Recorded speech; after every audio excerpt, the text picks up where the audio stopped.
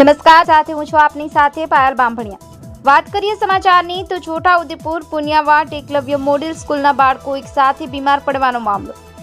તેજગઢ સામૂહિક આરોગ્ય કેન્દ્ર અને છોટાઉદેપુર સિવિલ હોસ્પિટલ ખાતે વડોદરાથી ટીમ બોલાવી 5 પીડિયાટ્રિશિયન અને 4 MD ડોક્ટરની ટીમ તેજગઢ અને છોટાઉદેપુર સિવિલ હોસ્પિટલ પહોંચી।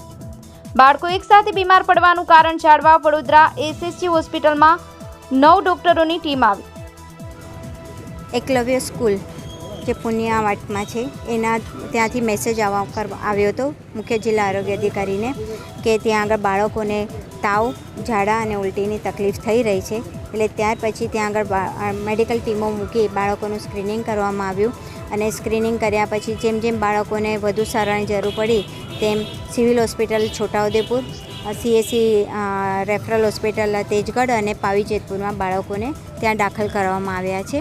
100 જેટલા બાળકોને અત્યારે સારવાર હેઠળ છે અને ત્યારબાદ વધુ સારવાર બાળકોને સારી મળે એના માટે રાજ્ય કક્ષાએથી અને ઝોન લેવલેથી SSG હોસ્પિટલમાંથી પીડિયાટ્રિશિયન અને ફિઝિશિયનની ટીમો પણ રાતથી જ અહીં આગળ મોકલી આપવામાં આવી છે અને એ ટીમો અત્યારે આ બંને હોસ્પિટલમાં હાજર રહી અને ટ્રીટમેન્ટ કરી રહ્યા છે।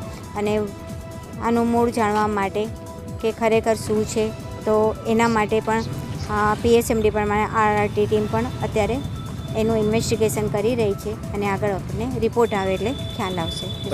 પ્રાઇમરી નિદાન ડાયગ્નોસિસમાં શું બહાર આવ્યું? આમાં વાયરલ ફીવર ટાઈપનું લાગે છે કે વાયરલ ફીવર છે એમાં। ઘણા બાળકોએ એવી કમ્પ્લેન કરી હતી કે રાત્રિના ભોજન પછી એમને આ સમસ્યા થઈ હતી, તો ક્યાંક ને ક્યાંક ફૂડ પોઈઝનની પણ શંકાઓ સેવાઈ રહી હોઈ શકે, એટલા માટે જ આપણે ઇન્વેસ્ટિગેશન ટીમ બોલાવી છે અને મેં ફૂડ એન્ડ ડ્રગ ડિપાર્ટમેન્ટને પણ વાત કરી છે મુખ્ય જિલ્લા આરોગ્ય અધિકારી, એ લોકો ઇન્વેસ્ટિગેશન કરીને આપણને રિપોર્ટ આપશે। ફૂડના સેમ્પલ લેવામાં આવ્યા છે કે કેમ?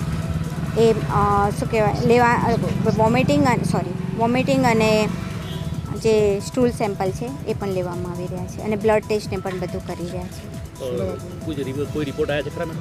ના, એ રિપોર્ટ હવે આવશે બધા। કેટલા બાળકો છે હાલ? 100 ની આસપાસ છે। આપનું નામ?